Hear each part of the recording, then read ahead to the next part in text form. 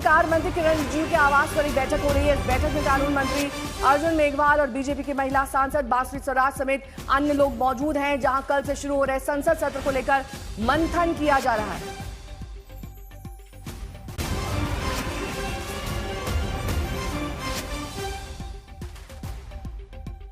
तो संसद के विशेष सत्र को 3 दिन के लिए बुलाया गया है। कल से इस विशेष सत्र की शुरुआत हो जाएगी, जो शनिवार तक चलेगी। संसदीय कार्य मंत्री किरण रिजिजू के घर पर यह बैठक हो रही है, जिसमें बीजेपी के अहम नेता शामिल हैं।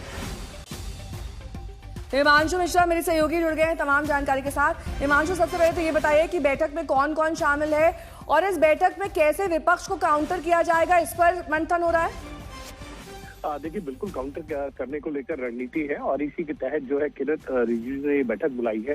इसमें किरण रिजिजू जो खुद ही संसदीय कार्य मंत्री हैं, उनके साथ साथ संसदीय कार्य राज्य मंत्री अर्जुन मेघवाल है, बांसुरी स्वराज है और अन्य महिला सांसद भी हैं, जिनको कल जो है इस पूरे जो डिस्कशन होना है वुमेन रिजर्वेशन बिल को लागू किया जाए 2029 में, उसके साथ साथ जो है डिलिमिटेशन कमीशन का गठन हो और नंबर ऑफ सीट जो है 550 से बढ़ाकर जो है वो 850 की जाए।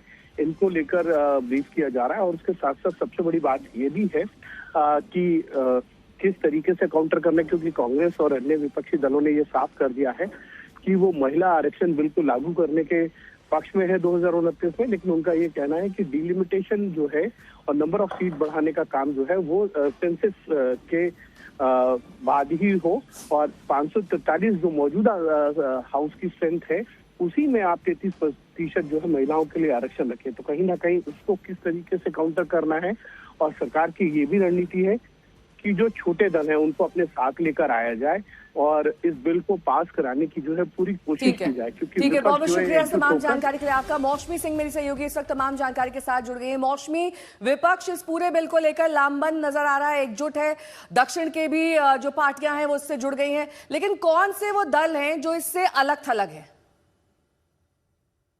देखिए, अगर आप कुल मिला के देखिए तो जो फेंस सिटर्स हैं, चाहे वो बीआरएस हो या फिर उसके अलावा बीजेडी हो, ये सब ऐसे दल हैं जिन्होंने अभी अपने पत्ते नहीं खोले हैं।